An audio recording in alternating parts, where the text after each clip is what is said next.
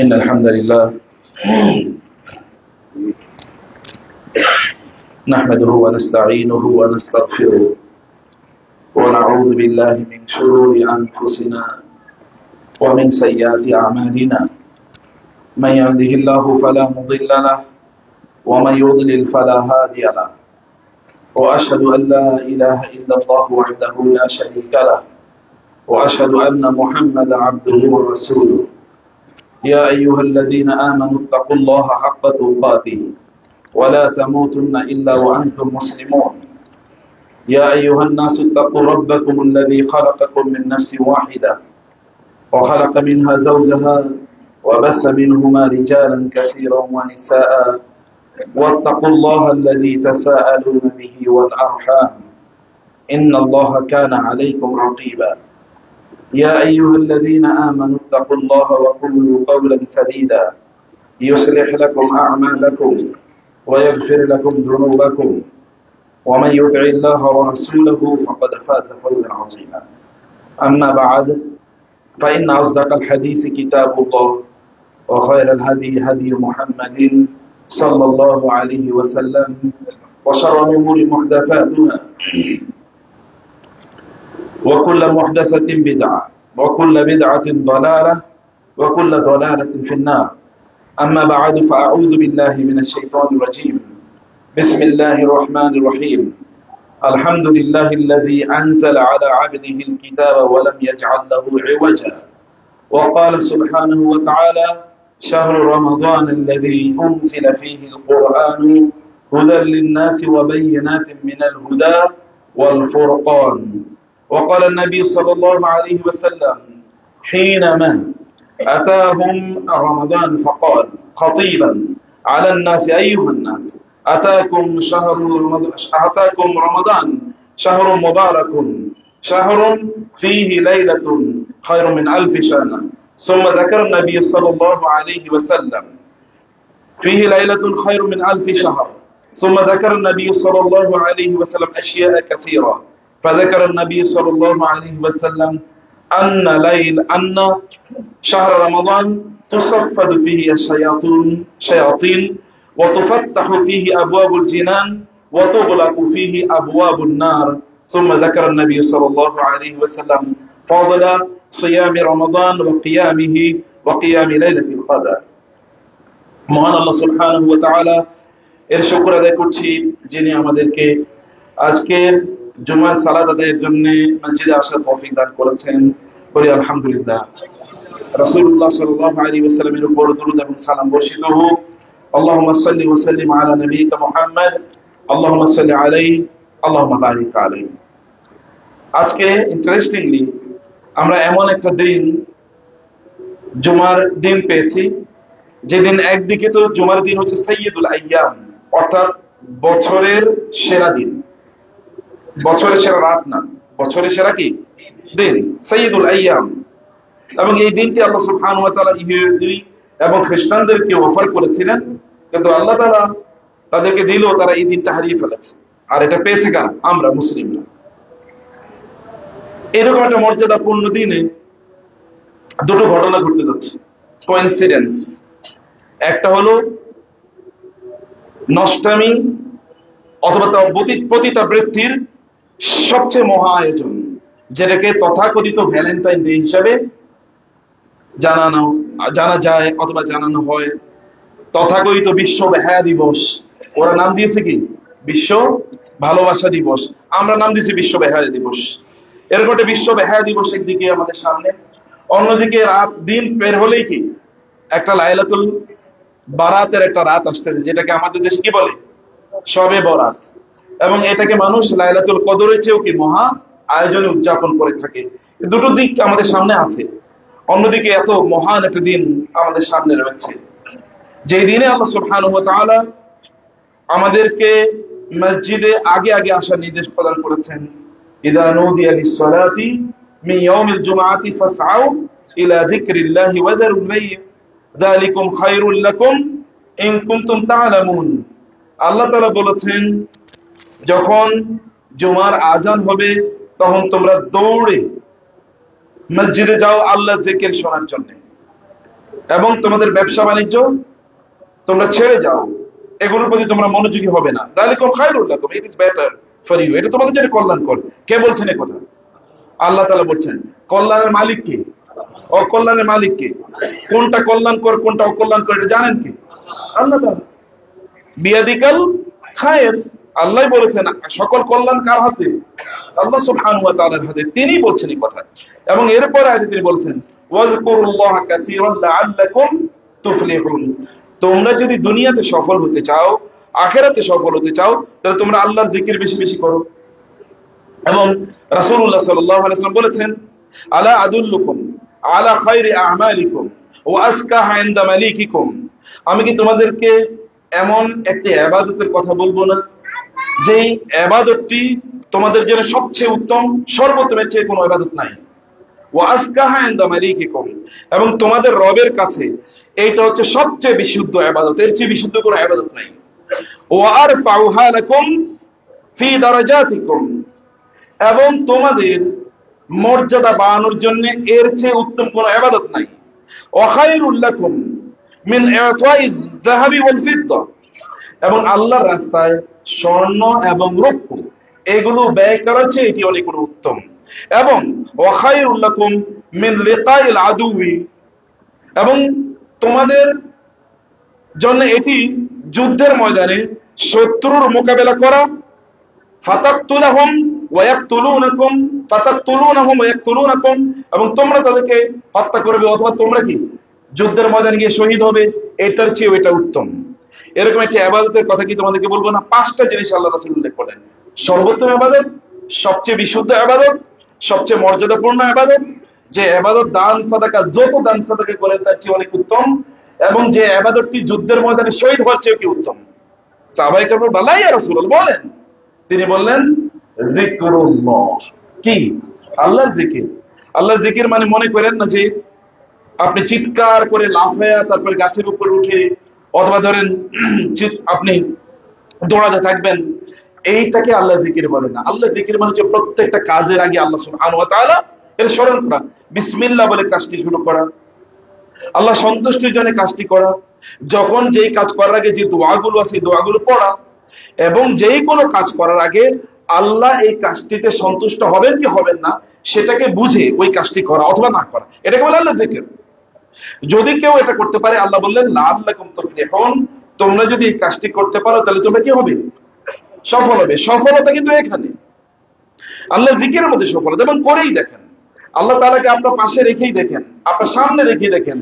আল্লাহ সুবহানাহু ওয়া তাআলাকে ইন তানসুরুল্লাহ ইয়ানসুরকুম ওয়া ইউসাব্বিত আকদামাকুম, তোমরা যদি আল্লাহকে সাহায্য করো আল্লাহ কি করবেন? তোমাদের সাহায্য করবেন। শুধু তাই না, আল্লাহ বলেছেন তোমরা সাহায্য করলে আমি বিনিময়ে সাহায্য করব, ওয়া ইউসাব্বিত আকদামাকুম, এবং তোমাদের জন্য কখনোই পদস্খলন না হয়, তোমাদের যেন কখনোই বিপদ না ঘটে, এটা কে করে এনশিওর করবেন? কে?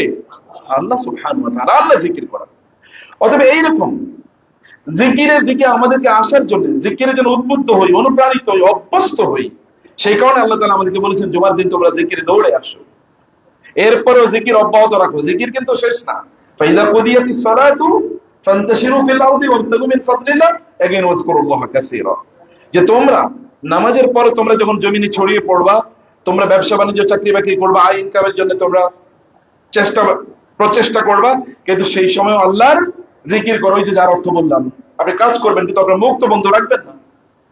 আপনি আপনার মুখে কি সুবহানাল্লাহ আলহামদুলিল্লাহ আল্লাহু আকবার বলতে থাকেন, যে কাজটি করবেন এটা বিসমিল্লাহ বলে কাজটি করেন, অথবা আল্লাহ সুবহানাহু ওয়া তাআলা সন্তুষ্ট হবেন কি হবেন না সেটা বুঝে কাজটি করেন।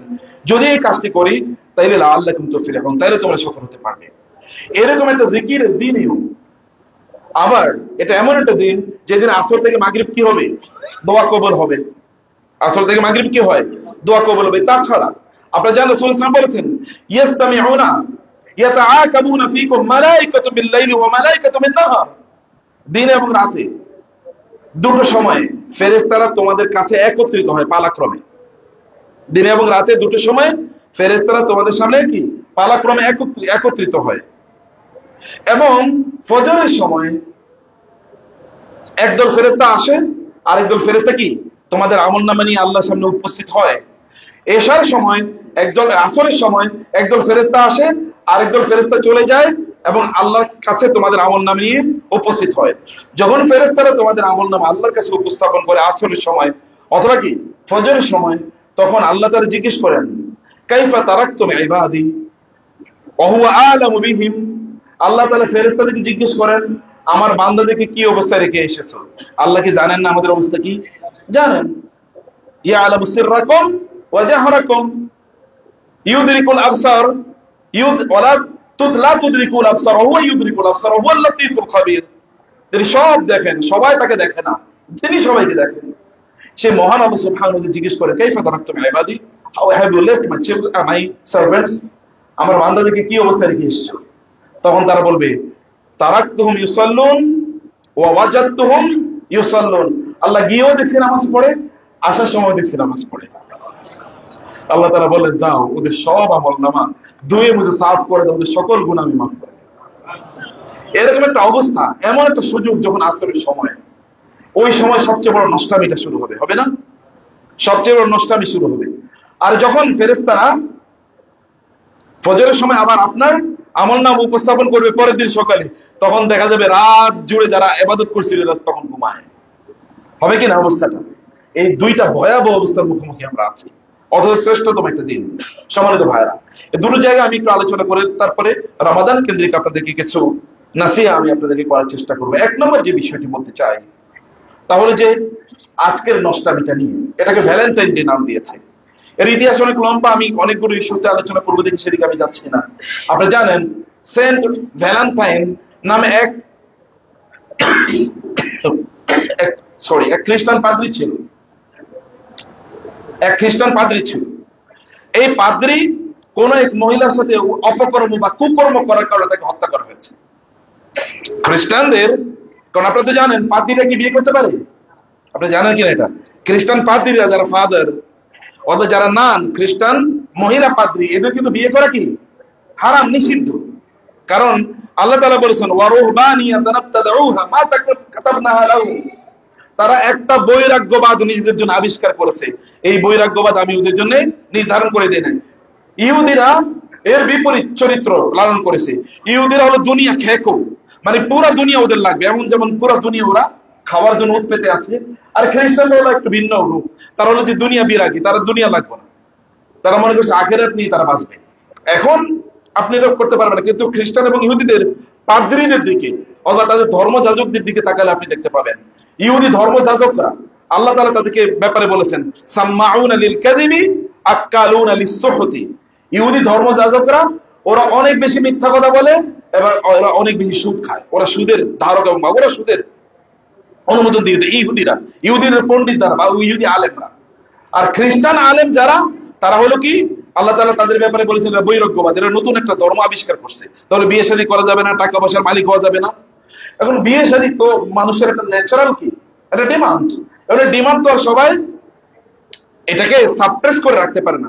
ফলে খ্রিস্টান পণ্ডিতদের মধ্যে অনেকে অপকর্মে লিপ্ত হয়ে যায়। এই অপকর্ম তারা দুইভাবে করে, একটা হলো খ্রিস্টান ওই যে তাদের যে স্কুল যেগুলো আছে অথবা পাদ্রী বা তাদের গির্জার অধীনে যে সকল শিক্ষা প্রতিষ্ঠানগুলো আছে ওইখানে শিশুরা থাকে, অথবা ওইখানে কি ওই একই চার্চে মহিলারাও থাকে, এই সকল অপকর্মে তারা লিপ্ত হয়ে যায় খ্রিস্টান ধর্মযাজকরা। এর মধ্যে এক ধর্মযাজকের নাম ছিল মানে তার নাম ছিল ভ্যালেন্টাইন। এই ভ্যালেন্টাইন এরকম এক মহিলার সাথে অপকর্ম করার কারণে খ্রিস্টান আইন অনুসারে তাকে কি করা হয়? হত্যা করা হয়। এইরকম একটা ভ্যালেন্টাইনকে কেন্দ্র করে এখন আমাদের লোকেরা ভ্যালেন্টাইন ডে পালন করতেছে। কত ভয়াবহ হতে পারে চিন্তা করে দেখেন। আরেকটা বর্ণনা আছে, ভ্যালেন্টাইন নামে এক লোক, সে প্রাচীন কালে সে ছিল মানে অপরাধ করার কারণে সে বন্দী হয়ে গেছে, হচ্ছে মানে জেলে ছিল বন্দী।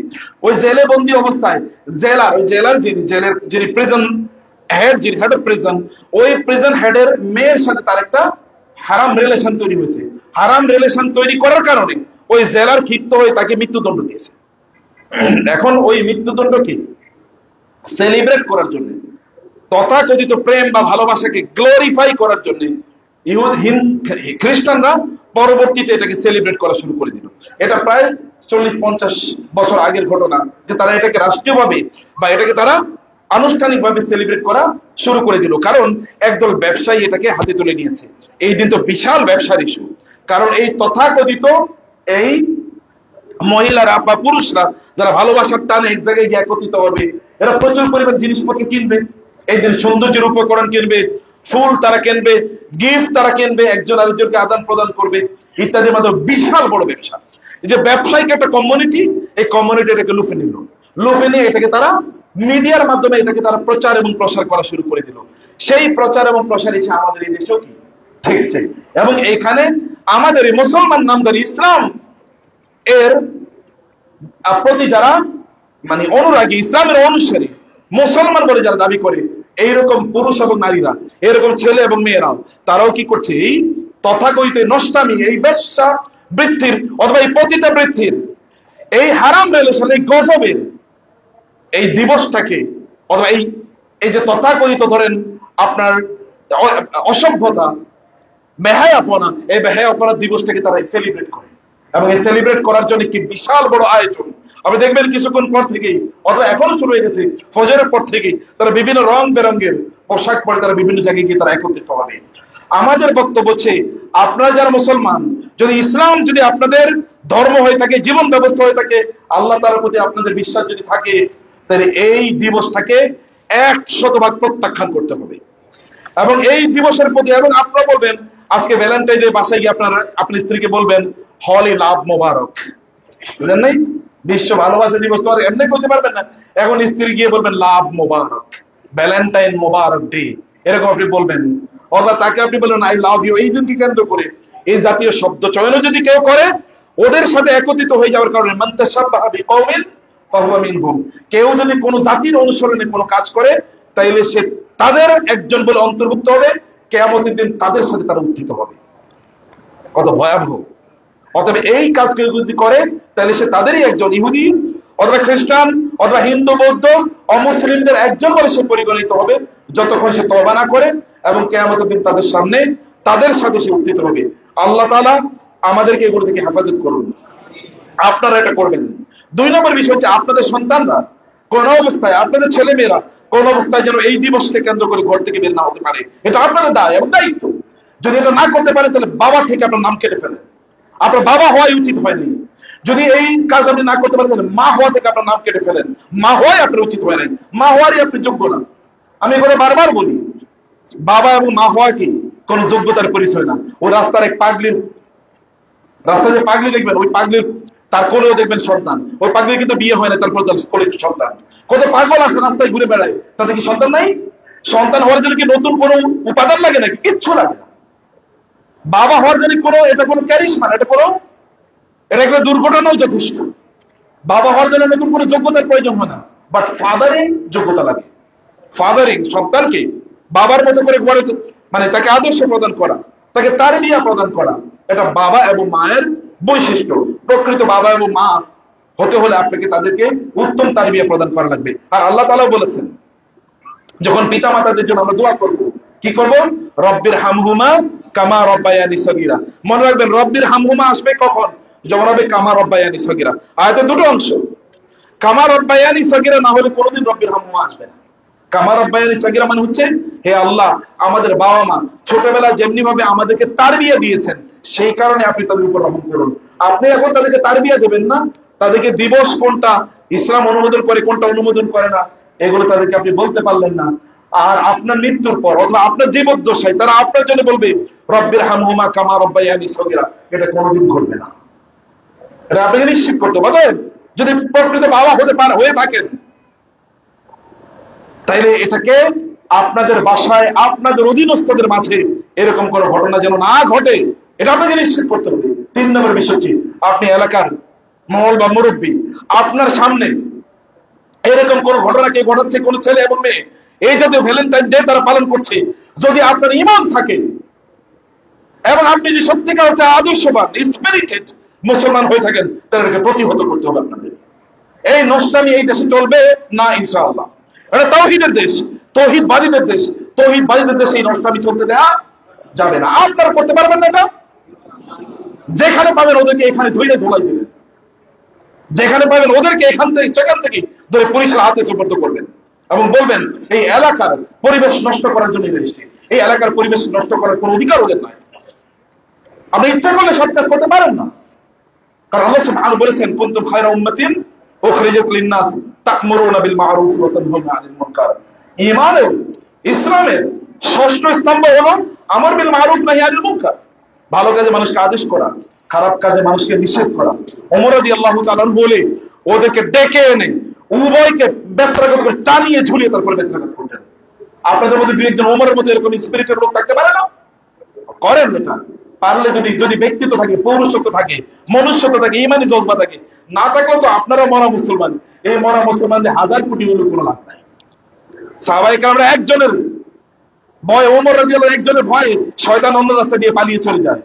সাহাবায়ে কেরামরা দুর্বল, তাদের ইমানি শক্তি কেবল আছে, আর কিছুই নাই। না আছে অস্ত্র, না আছে সম্পদ, না আছে শারীরিক শক্তি, না আছে ট্রেনিং, কোনো কিছুই নাই। তারপরে তাদেরকে দেখে অন্যরা যুদ্ধের মধ্যে পালিয়ে চলে যেত।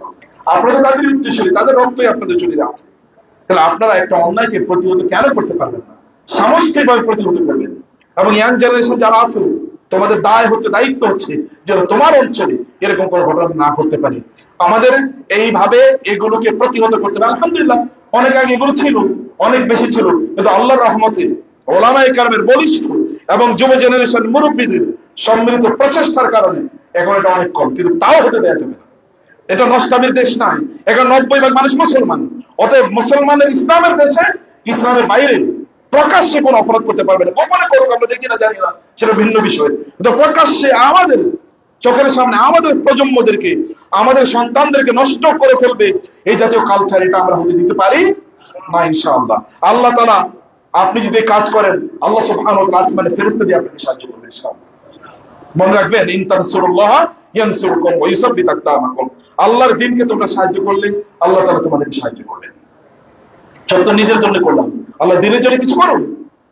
যুদ্ধের ময়দানে যেতে পারি না, কিন্তু যুদ্ধক্ষেত্র তো ওইরকম বড় নাই, কিন্তু ছোট যুদ্ধক্ষেত্র কমপক্ষে কাজ করেন। এটা এক নম্বর ইস্যু প্রিয় ভাইরা। 2 নম্বর ইস্যু হচ্ছে দিন শেষ হওয়ার পরই একটা রাত আসবে, সেই রাতের নাম আমাদের দেশের লোকেরা দিয়েছে কি? শবে বরাত। শবে বরাত তার নাম দিয়েছে।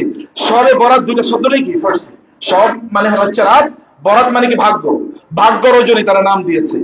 অথচ বরাত শব্দটি এটা যদি ভাগ্য বলে, অথবা আরবি যদি বলি বারাত হচ্ছে মুক্তি, মুক্তির রজনী। এই ভাগ্য রজনী অথবা মুক্তির রজনী, মূলত ভাগ্য রজনী এবং মুক্তির রজনী কোনটা? লাইলাতুল কদর। মূলত লাইলাতুল কদর। আল্লাহ তাআলা কোরআনে বলেছেন, ইন্না আনজালনাহু ফি লাইলাতিল কদর লাইলাতুল কদরি খায়রুম মিন আলফি শাহর তানাজ্জালুল মালায়েকাতু ওয়ার রূহু ফিহা বিইذনি রাব্বিহিম মিন কুল্লি আমর। প্রত্যেকটা বিষয় সিদ্ধান্ত হয় লাইলাতুল কদরে, আল্লাহ তাআলা বলেছেন। এবং সূরাতুদ দুখানে আল্লাহ তাআলা বলেছেন, ইন্না আনজালনাহু ফি লাইলাতিন মুবারাকা ইন্না কুন্না মুনজিরিন ফিহা ইউফরাকু কুল্লু আমরিন হাকিম আমরান মিন ইনদিনা ইন্না কুন্না মুরসিলিন।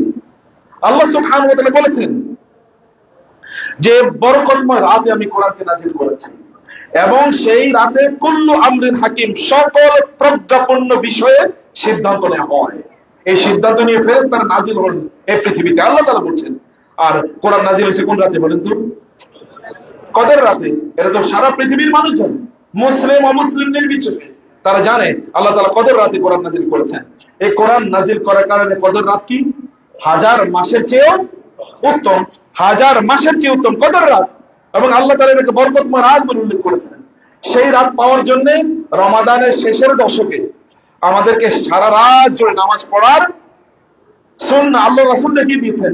যখন ইজা দাখালা আলাইহিল আশরুল আওয়াখির মিন রমাদান, রমাদানের শেষের দশকে রাসূল কি করতেন? তিনি কি করতেন?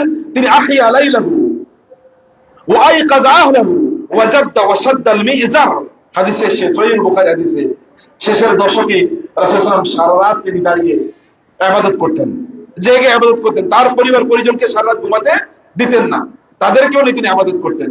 এবং তিনি তার কোমর বেঁধে নামতেন ইবাদত করার জন্য শেষের দশকে। কারণ কি? কারণ হচ্ছে তাহাররা লাইলাতুল কদরি ফিল আশরিল আওয়াখির মিন রমাদান। রমাদানের শেষের দশকে লাইলাতুল কদর খুঁজো। এবং ওই সময় ইতিকাফ করতেন রাসূল সাল্লাল্লাহু আলাইহি ওয়াসাল্লাম। তার গোটা জীবন জুড়ে তিনি ইতিকাফ করেছেন। একবার তিনি ইতিকাফ করতে পারেন না যুদ্ধের কারণে। ইতিকাফ তিনি করতে পারেন নাই, কারণ মক্কা বিজয়ের ঘটনা ঘটেছে, তিনি যুদ্ধ করতে পারেন, মানে তিনি ইতিকাফ করতে পারেন নাই। সেই বছর রাসূলুল্লাহ সাল্লাল্লাহু আলাইহি ওয়াসাল্লাম যদি এই ইতিকাফ করতে না পারার কারণে তার পরের বছর তিনি 20 দিন ইতিকাফ করেছেন। ইতিকাফ তার মিস হয়ে গেছে, ইতিকাফ মিস হয়ে গেছে। পরের বছর তিনি 20 দিন ইতিকাফ করেছেন। ইতিকাফের মূল উদ্দেশ্য ছিল কদরের রাত যেন মিস না হয়ে যায়।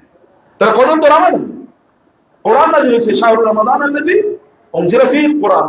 রমাদান মাস সেই মাস যে মাসে আল্লাহ তাআলা কোরআন নাযিল করেছেন। আল্লাহ সুবহানাহু ওয়া তাআলা নিজে বলেছেন। তাইলে রমাদানে যদি আল্লাহ তাআলা কোরআন নাযিল করে থাকেন, আর কোরআন নাযিলের কারণে যদি রমাদান মর্যাদাপূর্ণ হয়, আর রমাদানের একটা নির্ধারিত রাতে তিনি কোরআন নাযিল করেছেন, সেটি যদি লাইলাতুল কদর হয়, তাহলে হঠাৎ করে শবে বরাত আইলো কোত্থেকে? তাইলে এই যে শবে বরাত উদযাপন, শবে বরাত কেন্দ্রিক বিভিন্ন ধরনের আয়োজন, আপনি দিনের বেলা রোজা রাখবেন, রাতের বেলা কি করবেন? সারা রাত নামাজ আদায় করবেন। এগুলো কোন নিয়মিত নামাজি, নিয়মিত ইবাদত গুজার আল্লাহওয়ালা মানুষের পরিচয় না। এগুলো হচ্ছে এক ধরনের কি, যারা, যে সকল ব্যক্তিরা সারা বছর জুড়ে আল্লাহর ইবাদতের কোনো খবর নাই, এই সকল ব্যক্তিরা নতুন করে এই সকল দিবসকে কেন্দ্র করে তারা বাঁচতে চায়। কারণ ডুবন্ত ব্যক্তি খড়কুটা ধরে বাঁচতে চায়। আপনি তো ডুবন্ত না, আপনি তো বিশাল পিলার নিয়ে আছেন, সেটা রুকনুল আজিম, আর রুকন আজিম আল্লাহ সুবহানাহু ওয়া তাআলার দ্বীন জীবন ব্যবস্থাকে আপনি ধরে রয়েছেন, আপনি তো ইসলামকে ধরে রয়েছেন। আপনার নতুন করে বেদাতি আমল বা ইবাদত তো আপনার প্রয়োজন নাই প্রিয় ভাইরা। সেই কারণে এই রাতে কোনো ইবাদত নাই, এই রাতে স্পেশাল কোনো ইবাদত নাই। দুটো হাদিস এই রাতের ব্যাপারে, একটা হাদিস সহিহ আর একটা হাসান পর্যায়ের হাদিস, এটা প্রমাণিত আছে। এর মধ্যে একটা হলো রাসূল সাল্লাল্লাহু আলাইহি ওয়াসাল্লাম বলেছেন, ইয়াত্তালিউল্লাহু সুবহানাহু ওয়া তাআলা ইলা খালকিহি লাইলাতুন নিসফি মিন শাবান, শাবানের মধ্য রাতে অর্থাৎ 15তম রাতে আল্লাহ সুবহানাহু ওয়া তাআলা তার সৃষ্টির দিকে তাকান। ফায়াগফিরু লিজামিই খালকিহি ইল্লা লিমুশরিকিন আও মুশাহিরিন, অন্য হাদিসে আও মুদমিনু খামারিন আও আকিল লিল ওয়ালিদাইন। রাসূল সাল্লাল্লাহু আলাইহি ওয়াসাল্লাম বলেছেন এই রাতে ভালো করে খেয়াল করবেন, লাইলাতুল বারাআ অথবা যেটা সবে বরাত তারা বলে, এই লাইলাতুন নিসফি মিন শাবান যেটা হাদিসে এটা আসছে, আমরা এই রাতে বলি শাবানের মধ্য রজনীতে রাসূল সাল্লাল্লাহু আলাইহি ওয়াসাল্লাম বলেন আল্লাহ তাআলা তার সৃষ্টির দিকে তাকান, মানুষের দিকে তাকান, এবং তাকায়া তিনি সকল মানুষকে ক্ষমা করে দেন, কিন্তু 4 শ্রেণীর মানুষকে তিনি ক্ষমা করেন না। একটা হলো যারা মুশরিক, যারা শিরক করেছে তাদেরকে আল্লাহ তাআলা ক্ষমা করেন না। ভালো করে খেয়াল করবেন, শিরক যদি করে এই ব্যক্তিকে আল্লাহ ক্ষমা করেন না। 2 নম্বর আও মুশাহিরিন, মুশাহির মানে হচ্ছে যেই সকল ব্যক্তিরা মুসলমানদের সাথে হিংসা বিদ্বেষ ইত্যাদি পোষণ করে, হিংসা বিদ্বেষ ঘৃণা জিঘাংসা প্রতিহিংসা এই সকল পোষণ করে, এই সকল ব্যক্তিদেরকে আল্লাহ তাআলা ক্ষমা করেন না। 3 নম্বরে আও মুদমিনু খামারিন, যারা অব্যাহতভাবে মাদক দ্রব্য সেবন করে, সিগারেট খায়, মদ খায়, গাঁজা খায় ইত্তকার, যে সকল ব্যক্তিরা এগুলো খায় তাদেরকে আল্লাহ তাআলা ক্ষমা করেন না। 4 নম্বর হচ্ছে আকিল লিল ওয়ালিদাইনি, পিতা মাতার অবাধ্য এরকম সন্তানদেরকে আল্লাহ তাআলা ক্ষমা করেন না। আর সবাইকে আল্লাহ এমনি ক্ষমা করে দেন। তাহলে ক্ষমা পাওয়ার জন্য কেবল আপনাকে এগুলো থেকে দূরে থাকতে হবে, বিরত থাকতে হবে। এবার আপনি নিশ্চিত করুন আপনি শিরক করেছেন কিনা। শিরক যদি করে থাকেন তাহলে আজকে রাতেই, রাত আসার আগেই দিনের বেলা আল্লাহকে তওবা করে ফেলেন যে আল্লাহ আমি আর জীবনভর কোনোদিন শিরক করব না, আমি আগামী এখন অতীতের শিরক থেকে তোমার কাছে তওবা করছি, ভবিষ্যতে কখনো শিরক করব না।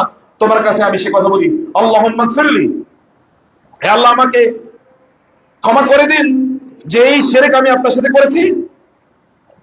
আন উশরিকা বিকা মা আলিমতু ওয়া মা লাম আ'লাম, হে আল্লাহ তোমার সাথে যে শিরক জেনে করেছি না জেনে করেছি সেই শিরক থেকে তুমি আমাকে ক্ষমা করে দাও, এবং ভবিষ্যতে যেন শিরক না করি সেই জন্য তুমি আমাকে তৌফিক দান করো। এটা আল্লাহর কাছে তো এটা তওবা করেন, এটা আল্লাহর কাছে বলেন 1 নম্বর কাজ। 2 নম্বর কাজ হচ্ছে বলেন আল্লাহকে, হে আল্লাহ আমি গোটা পৃথিবীর মুসলমানদেরকে ক্ষমা করে দিলাম, আমার প্রতিও যে অন্যায় আচরণ করেছে তাকেও আমি ক্ষমা করে দিলাম, যেন আল্লাহ তাআলা ক্ষমা আপনি পেতে পারেন। আচ্ছা, আমরা বড় অপরাধ করেছি মানুষের প্রতি নাকি আল্লাহর প্রতি বড় অপরাধ করছি? আমরা আমাদের অপরাধ তো আল্লাহর প্রতি। তিনি আপনাকে অক্সিজেন দিয়েছেন, তিনি আপনাকে খাবার দিয়েছেন, রিজিক দিয়েছেন, তিনি আপনাকে সন্তান দিয়েছেন, তিনি আপনাকে পরিবার দিয়েছেন, তিনি আপনাকে মানুষের ভিতরে করেছেন, তিনি আপনার সব কিছু দিয়েছেন। সেই রবকে আপনি ভুলে গিয়ে অন্য কোনো কিছুর পিছনে ছোটা এবং ঘোরা, এটা তো এর চেয়ে বড় কোনো অপরাধ তো নাই। সেই রব আপনাকে ক্ষমা করে দিতে পারেন অব্যাহতভাবে প্রতি মুহূর্তে, তাহলে মানুষের ছোটখাটো বৌদ্ধগুলো আপনি ক্ষমা করবেন না? রাসূলুল্লাহ সাল্লাল্লাহু আলাইহি ওয়াসাল্লাম একটা কথা বলতে বলতে একবার তিনি কাঁদলেন, এরপর তিনি হেসে দিলেন। সাহাবায়ে কেরাম বললেন, কি ইয়া রাসূলুল্লাহ, আগে কাঁদলেন এখন হাসলেন? তিনি বলেন, আমি দেখলাম কিয়ামতের দিন 2 জন ব্যক্তি তারা হাঁটু করে আল্লাহর সামনে বসে আছেন এবং তারা খুবই আতঙ্কিত এমন একটা অবস্থায়। এদের অবস্থা দেখে আমার চোখ থেকে পানি ঝরে পড়লো, হারে উম্মার এরকম অবস্থা হবে। এরপর আল্লাহ তাআলা একজনকে লক্ষ্য করে বললেন, আল্লাহকে লক্ষ্য করে এক ব্যক্তি বললেন, ইয়া আল্লাহ এ লোক আমার উপর জুলুম করছে, আমি তার বদলা চাই, আমি তার বদলা চাই। আল্লাহ সুবহানাহু ওয়া তাআলা তারপরে বললেন, ওইদিকে তাকাও। তো ওইদিকে তারা তাকাবে, তাকানোর পর বিশাল এক অট্টালিকা, সহিহ হাদিস, বিশাল এক অট্টালিকা। এই দুজনে অট্টালিকার দিকে তাকাবে, তাকিয়ে ওই যিনি মাজলুম এবং ওর কাছ থেকে জুলুমের বিচার চেয়েছিলেন আল্লাহর কাছে, যে ওর উপর আল্লাহ যেন বিচার সাব্যস্ত করেন, বলেন, ইয়া আল্লাহ এই প্রাসাদের মালিক কে? বলে, এই প্রাসাদের মালিক তিনি, যিনি তার কোনো মুসলিম ভাইকে ক্ষমা করে দেবেন। যিনি তার কোনো মুসলিম ভাইকে ক্ষমা করে দিন। উনি বলেন, আল্লাহ আমি প্রাসাদের মালিক হতে চাই, আমি ওকে ক্ষমা করে দিই। আল্লাহ তাআলা বলবেন, যাও এবার দুই ভাই হাতাহাতি করে ওই প্রাসাদে গিয়ে ঢুকো, তোমরা দুজনে ভিতরে থাকো। রাসূল এই কথা বলে তিনি হেসে দিলেন যে বিচারটা হওয়ার কথা ছিল কি আর হইল কি। প্রিয় ভাইরা,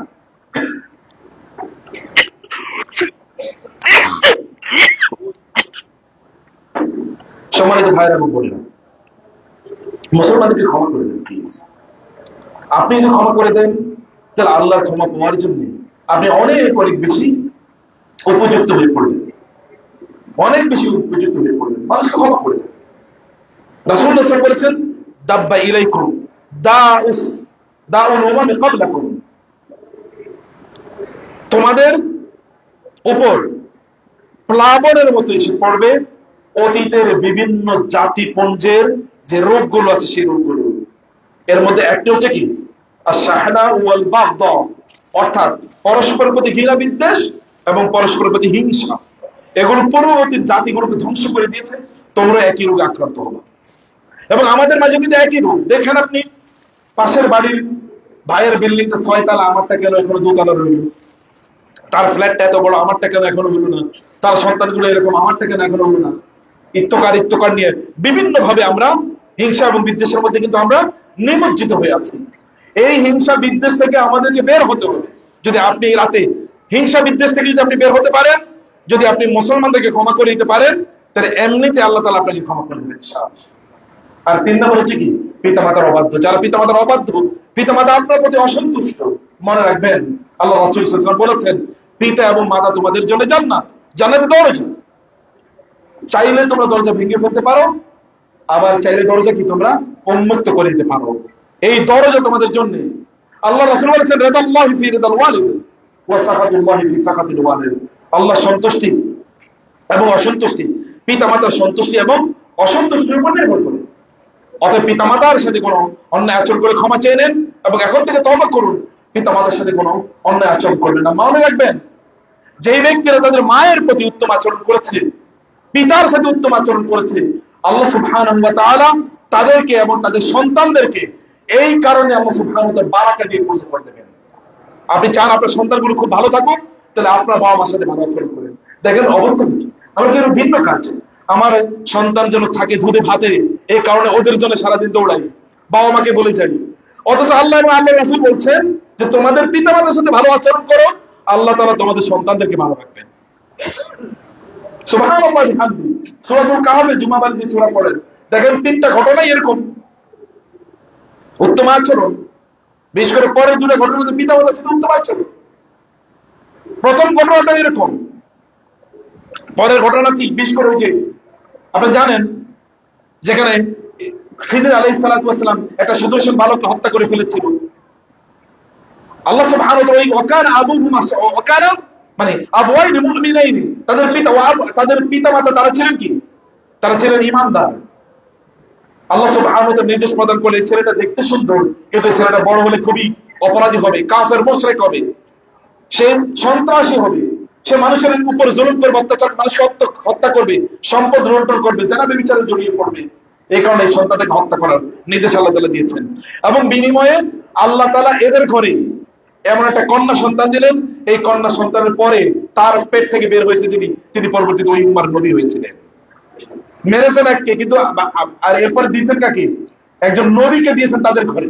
ভালো মানুষ হলে আপনার সন্তানকে রক্ষা করার দায়িত্ব কার? আল্লাহ সুবহানাহু ওয়া তাআলা।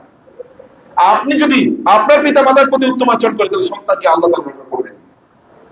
সম্মানিত ভাইরা, এই কাজটা আপনাদেরকে করতে হবে এবং মাদক দ্রব্য সেবন তো আপনাদেরকে বন্ধ করে দিতে হবে, এটা আমরা আগেই বলেছি।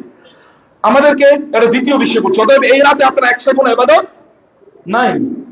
হাদিসে এসে রাসূলুল্লাহ সাল্লাল্লাহু আলাইহি সাল্লাম একবার আয়েশা রাদিয়াল্লাহু তাআলা আনহা এর ঘরে রাসূলুল্লাহ সাল্লামের থাকার কথা, কিন্তু আয়েশা রাদিয়াল্লাহু তাআলা আনহা তিনি ঘুম থেকে উঠে দেখলেন রাসূলুল্লাহ সাল্লাল্লাহু আলাইহি ওয়াসাল্লাম সেখানে নাই। তিনি দেখলেন রাসূল কই, পেছনে গেলেন, গিয়ে দেখলেন একটা কবরস্থানে তিনি গিয়েছেন।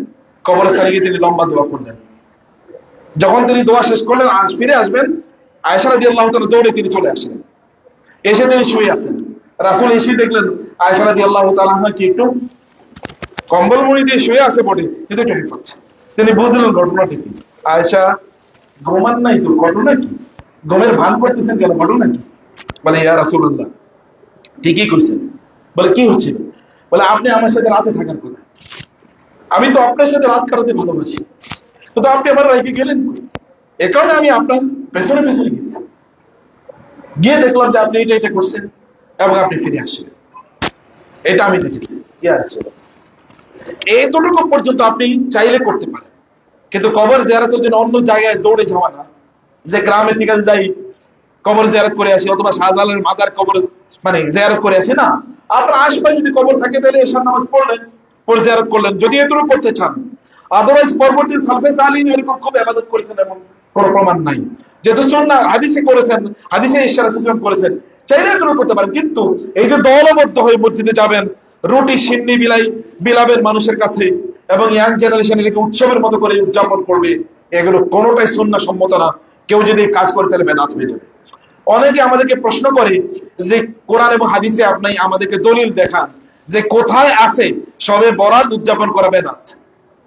আমরা তো ইবাদতই করি, কোরআন হাদিসে কোথায় আছে? কোথায় রাসূল বলছেন যে এই লাইলাতুন নিসফে মিন শাবানে অতে সবে বরাতে ইবাদত করলে বেদাত হবে? কোথায় আছে হাদিসে?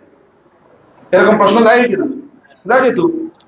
এই তো প্রশ্নটা হলো কি রং, এটা ভুল প্রশ্ন। মনে রাখবেন মূলনীতি হচ্ছে বেদাতের জন্য হাদিস লাগে না, ইবাদতের জন্য হাদিস লাগে। এটা ইবাদত কিনা এটা প্রমাণ করতে হবে হাদিস দ্বারা। হাদিসে যদি না থাকে তাইলে ওইটা কি বেদাত। বুঝেন না এই কথা? ইবাদতের কথা যদি হাদিসে না থাকে, এমন কোন ইবাদত যদি আপনি করেন তাহলে এটা কি হবে? বেদাত হবে। আচ্ছা, জুমার নামাজ আমরা কয় রাকাত পড়ি? কেন আমরা 6 রাকাত পড়ি? আজকে তো সবচেয়ে ভালো দিন। 6 রাকাত পড়লে কি সমস্যা আছে? কি সমস্যা? আমি ভালো কাজই তো করবো, আমি খারাপ করলাম করি। আপনি বলবেন এটা ভালো আর খারাপ বুঝি নাই। রাসূল ইসলাম 2 রাকাত পড়েছেন, আল্লাহ তাআলা বলেছেন আমাদেরকে কি 2 রাকাত পড়তে, আল্লাহ রাসূলের মাধ্যমে জানিয়ে দিয়েছেন তিনি, অথবা হাদিসে এসেছে। আমরা তো এর বেশি পড়তে পারি না। যদি এইখানে এই পলিসি হয় তাহলে শবে বরাতের জন্য কেন এটা হবে না? মূলনীতি তো একটাই, অর্থাৎ ওই রাতের ইবাদত হাদিস দ্বারা প্রমাণিত নয়, এটা মানে হলো বেদাত। কারণ আদারওয়াইজ আপনি নিজে একটা ইবাদত আবিষ্কার করবেন, অমুক ইবাদত আবিষ্কার করবে, তমুক ইবাদত আবিষ্কার করবে, এরপরে ইসলাম আর তার অরিজিনাল অবস্থায় থাকবে না। যে কাজটা করেছিল ইহুদিরা এবং খ্রিস্টানরা, এই কারণে তাদের ধর্মের কোনো অস্তিত্বই নেই। অধিকাংশ লোক ধর্ম পালনই করে, খ্রিস্টানরা অধিকাংশ ধর্মই পালন করে না। কারণ কোনটা যে ধর্ম তারা বুঝি না, এমকে বলছে এটা, তমকে বলছে ওটা, আচ্ছা সবই তারা মেনে নিয়ে এরপরে একটা জিনিস বানিয়ে দেখে যে এটা কিছুই নেই, এটা বেসলেস জিনিস তৈরি হয়েছে।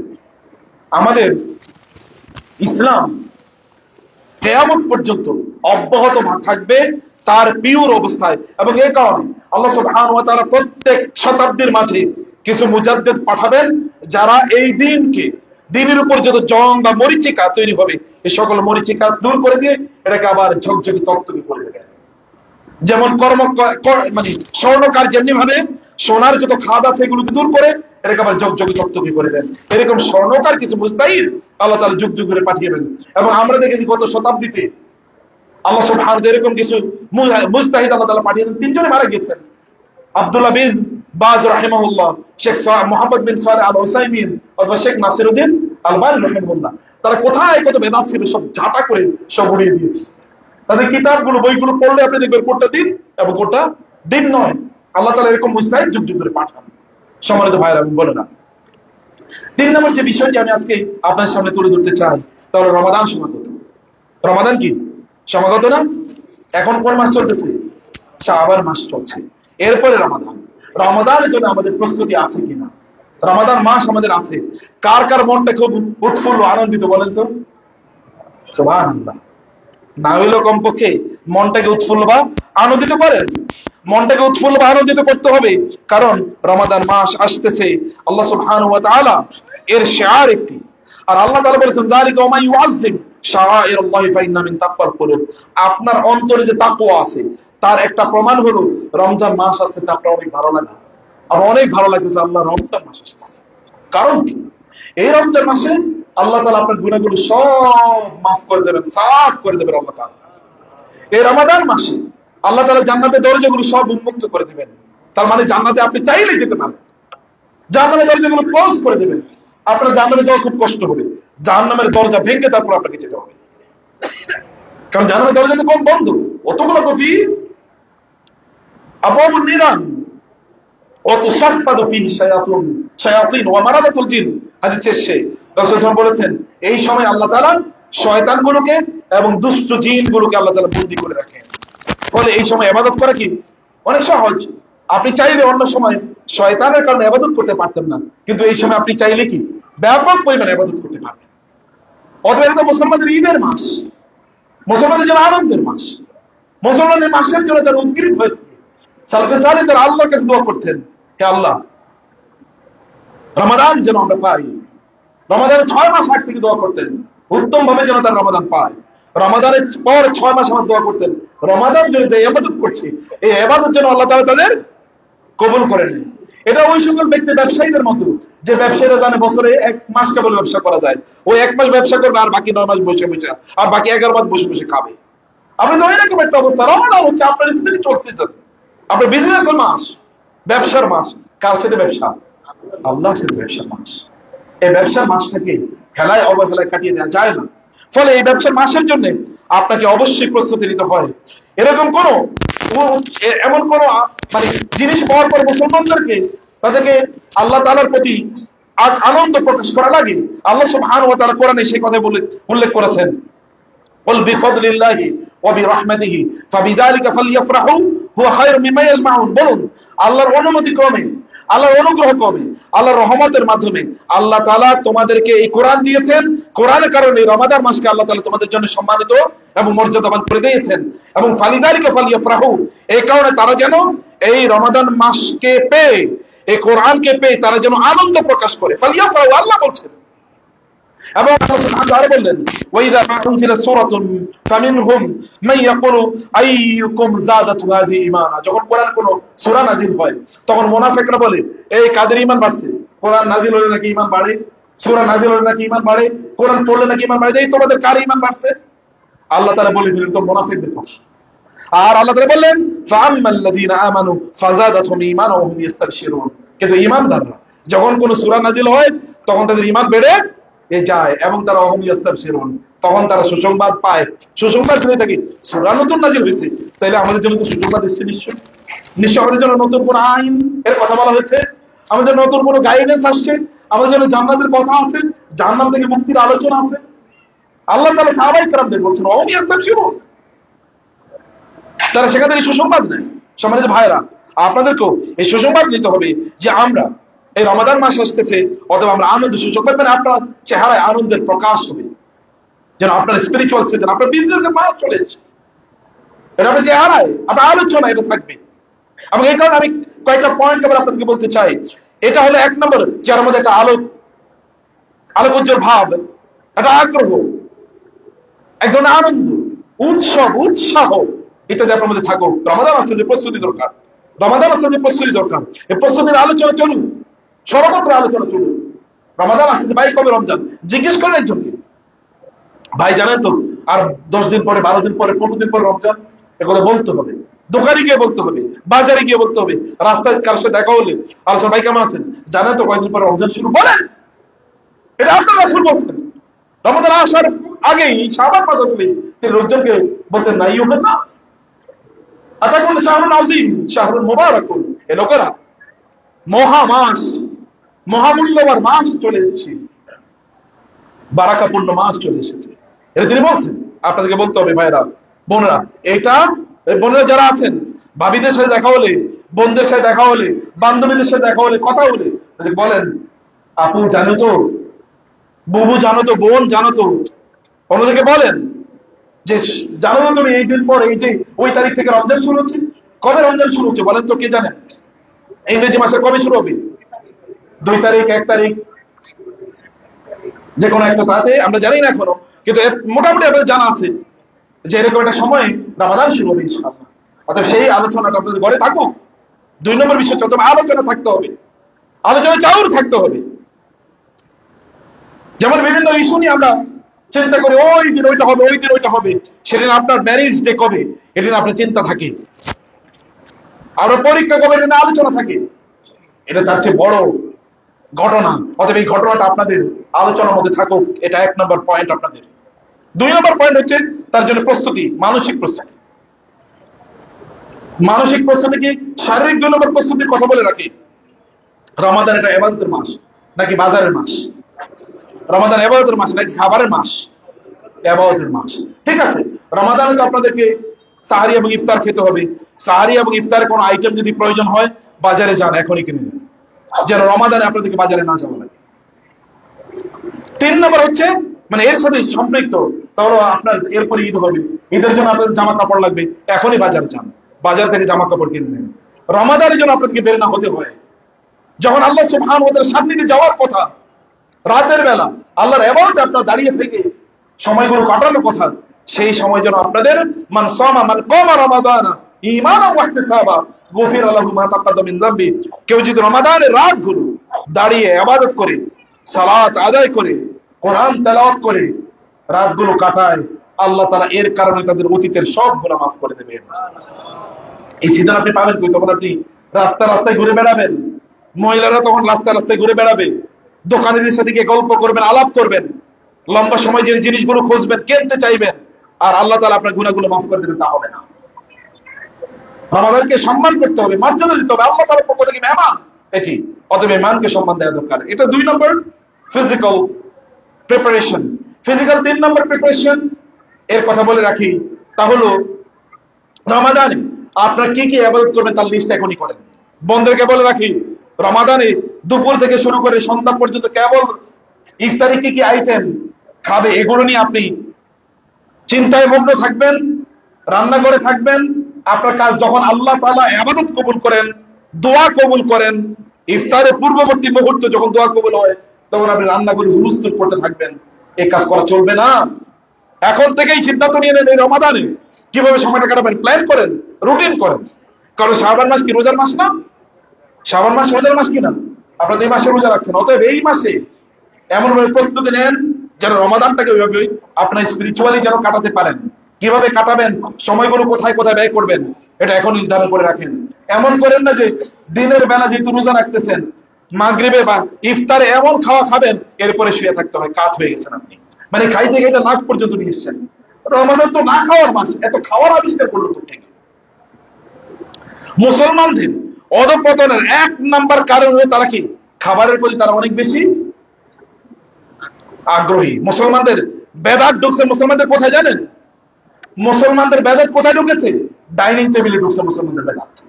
সর্বপ্রথম বেদাত ঢুকছে ডাইনিং টেবিলে। আপনার ডাইনিং টেবিলে বইসা মজা কইরা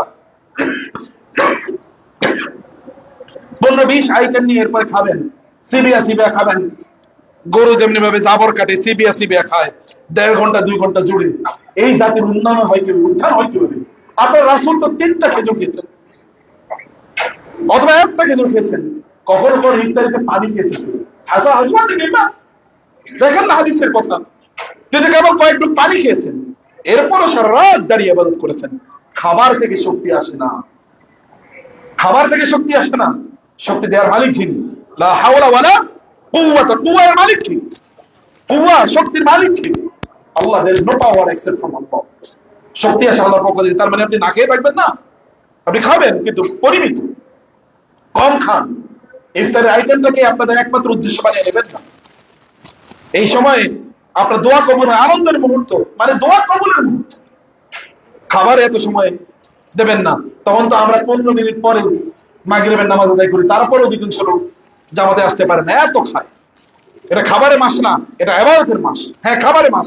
কিসের খাবার? রুহের খাবার, শরীরের খাবার না। শরীরে তো 11 মাসই খাওয়ালেন, অতএব এরকম খাবারের মাস এটাকে বানিয়ে ফেলবেন না। প্রিয় ভাইরা, আত্মার খাবার প্রদান করুন। অথবা আত্মার খাবার দেওয়ার জন্য আপনাকে এখনই রুটিন করতে হবে কিভাবে সময় কাটাবেন। তওবা করে আপনি রমাদানে প্রবেশ করুন। তওবা করলে আপনি ইবাদতের মজা পাবেন। সাহাবায়ে সালফে সালি তারা বলতেন, তোমরা ইবাদতের মজা 3টা জিনিসের মধ্যে খোঁজো। রমাদান এই 3টা জিনিসের মধ্যে আপনি আপনার নিজকে ব্যস্ত করে রাখবেন। একটা হচ্ছে ফিস সালাত। যদি আপনি চান ইবাদতের মজা কাকে বলে, তাহলে নামাজের মধ্যে খোঁজেন। নামাজের বাইরে ইবাদতের মজা পাওয়া যাবে না। ইবাদতের মজা 2 নম্বর পাবেন কোথায়? ফিস যিকরি। 1 নম্বর হচ্ছে ফিস সালাত, দুটো জায়গায় ফিস যিকির। আল্লাহ জিকির করুন, ইবাদতের মজা পাবেন। সকালবেলা জিকির করুন, সন্ধ্যাবেলা জিকির করুন, বিভিন্ন সময় জিকির করতে থাকেন, আল্লাহর কসম ইবাদতের মজা পাবেন, মজা পাবেন। এবং 3 নম্বর হচ্ছে ইনদা তিলাওয়াতিল কোরআন। কোরআন তেলাওয়াতের সময় ইবাদতের মজা পাবেন।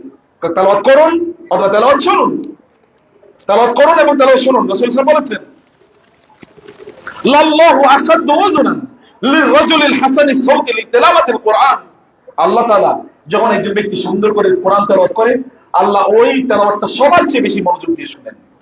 আপনার তেলাওয়াত আল্লাহ শুনতেছেন, কেমন এলিট ক্লাসের লোক আপনি, কেমন অ্যারিস্টোক্রেটিক। সুন্দর করে যাইয়িনুল কুরআন বিআসওয়াতিকুম, সুন্দর করে কোরআন তেলাওয়াত করা। প্রিয় ভাইরা, সেই কারণে আপনাকে তওবা করে ঢুকতে হবে। তওবা করলে আপনার অন্তরটা পরিশুদ্ধ হবে, তাহলে আপনি ইবাদতের স্বাদ পাবেন। তওবা করুন, এখনই ইস্তিগফার করুন, আল্লাহ তুমি আমাকে ক্ষমা করে দাও, আমার ইবাদতগুলো তুমি কবুল করে নাও এবং ইবাদত করার মতো তৌফিক আমাদেরকে দান করতে বলেন আল্লাহ তাআলা। রোজা রাখেন এখন থেকে, হঠাৎ করে আল্লাহ ওয়ালা হওয়া যায় না। আল্লাহ ওয়ালা হওয়ার জন্য অভ্যস্ততা লাগে। রমাদানের ইবাদতটা সুন্দর করে, রোজাটা সুন্দর করে রাখার জন্য এখন থেকে রোজা রাখা শুরু করে দেন। নিজে রাখবেন, বাচ্চাদেরকে রোজা রাখাবেন, অভ্যস্ত করান। রাসূল সাল্লাল্লাহু আলাইহি ওয়াসাল্লাম প্রায় শাবানের পুরোটা মাসই রোজা রাখতেন, ইল্লা কালিল হাদিস এসেছে কম কয়েকটা দিন বাদ দিয়ে বাকি সবগুলো দিন প্রায় রোজা রাখতেন। কারণ রমাদান আগ থেকে প্রিপারেশন, ওয়ার্ম আপ। যখন যারা খেলতে যায়, খেলার আগের মাসে, ধর আগামীকাল খেলা, আজকে কি সারাদিন ঘুমিয়ে থাকবে যেহেতু আগামীকাল আজকে ঘুমাই? শুনছেন কোনোদিন? না। আজকে কি করবে? ফিটনেসের জন্য দৌড়াবে। সে কি করে? আমরা মাঠে যাই, ওইখানে প্র্যাকটিস করে, প্র্যাকটিস না করলে পরের দিন খেলা খেলতে পারবে না। আপনার রমাদান সবচেয়ে বড় আপনার গেমের মাস, আপনার সবচেয়ে বড় বিজনেসের মাস। আগ থেকে আপনাকে প্রিপারেশন নেওয়ার জন্য আপনার প্রস্তুতি নিতে হবে। প্রস্তুতি নেওয়ার জন্য আপনাকে এখন থেকে আপনার রোজা রাখা দরকার। প্রিয় ভাইরা, বেশি বেশি রোজা রাখার চেষ্টা করুন এবং আপনাকে মনে রাখতে হবে মুসলমান ভাইদেরকে বলে যাবেন না। আপনি জানেন আবার গাজায় ট্রাম্প নতুন করে ঘোষণা দিয়েছে যে ওই অঞ্চলকে সে দখল করে দেবে। ওর বাপের সম্পদ যেহেতু, দখল করবে না কেন? তাই না? এটা তো তার বাপদাদের পাওয়া সম্পদ, এই জন্য দখল করার মতো এরকম একটা স্পর্ধা দেখাচ্ছে। এমনি তো পাগল, এমনি তো আট পাগল। এই আট পাগল আবার নতুন করে আট পাগলামি শুরু করেছে। আপনার এই ভাইদের জন্য আপনাদের দোয়া করা লাগবে না? লাগবে কিনা? যখন আপনি বিপদে পড়বেন, ওই যে ভাইদের জন্য দোয়া করছেন না, এই দোয়ার কারণে আল্লাহ তাআলা আপনার বিপদ দূর করে দেবেন। ওই জন্য দোয়া করেন, এটা আপনি নিজের জন্য করছেন, ওনাদের জন্য করছেন না। You are doing something for them, many that ultimately you are doing it for you. আপনি নিজের জন্য করছেন। কারণ আল্লাহ রাসূল সাল্লাল্লাহু আলাইহি ওয়াসাল্লাম বলেছেন, কেউ যদি কোনো মুসলমান ভাইয়ের জন্য দোয়া করে বিতওয়ারিল গায়ব, তার অনুপস্থিতিতে, তাহলে একজন ফেরেশতা তার পাশে দাঁড়িয়ে বলেন, আল্লাহ এই ব্যক্তি ওর জন্য যা দোয়া করছে তুমি তার জন্য তাই কবুল করে নাও, তাকে তুমি তাই দাও। অথবা অন্যের জন্য দোয়া করবেন, নিজের জন্য দোয়া করেন। এটা আপনি করবেন। প্রিয় ভাইরা, কোরআন তেলাওয়াত এই সময় বেশি বেশি কোরআন তেলাওয়াত করুন। কারণ রমাদান হচ্ছে কোরআন মাস। আমি আজকে আলোচনা করার সুযোগ পেলাম না, কিন্তু রমাদান কোরআন মাস। মনে করেন কোরআনের কারণে রমাদানের মর্যাদা। কোরআন বাদ দিয়ে আপনি রমাদান উদযাপন করবেন, কোনো কাজে লাগবে না। কোরআন তেলাওয়াত করুন, কোরআন তেলাওয়াত শুনুন। রাসূল সাল্লাল্লাহু আলাইহি ওয়াসাল্লাম অন্যের কাছে কোরআন তেলাওয়াত শুনতেন। সাহাবায়ে কেরাম থেকে ডেকে বলতেন, একটু তেলাওয়াত করো, তেলাওয়াত শুনেন। সবচেয়ে বিশুদ্ধ, সবচেয়ে সুন্দর, আপনার অন্তরটাকে কাঁপিয়ে দেবে, অন্তরটাকে নরম করবে এরকম তেলাওয়াত গুলো শুনুন। ইউটিউবে এরকম অভাব নাই, কাজে লাগান এই সময়গুলোকে। তেলাওয়াত গুলো শুনুন বেশি বেশি করে। কোরআন অর্থ বোঝার চেষ্টা করুন, নিজের চেষ্টা করুন কোরআন অর্থ যতটুকু বুঝতে পারেন। এবং রমাদানের ফজিলত নিয়ে বাসায় আলোচনা করেন। বিভিন্ন যে কথা আমি আগে বলেছি, বিভিন্ন জায়গায় এই কথাবার্তাগুলো এগুলো বলতে থাকেন।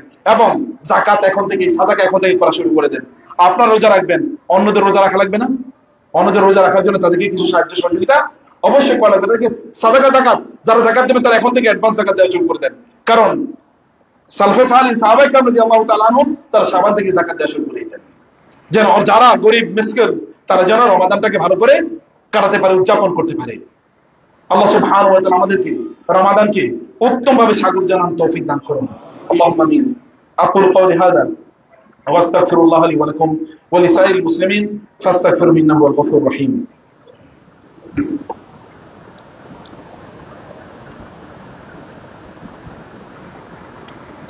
إن الحمد لله والصلاة والسلام على رسول الله وعلى آله وأصحابه ومن والاه، أما بعد، فأعوذ بالله من الشيطان الرجيم. بسم الله الرحمن الرحيم. إن الله وملائكته يصلون على النبي يا أيها الذين آمنوا صلوا عليه وسلموا تسليما. اللهم صل على محمد وعلى آل محمد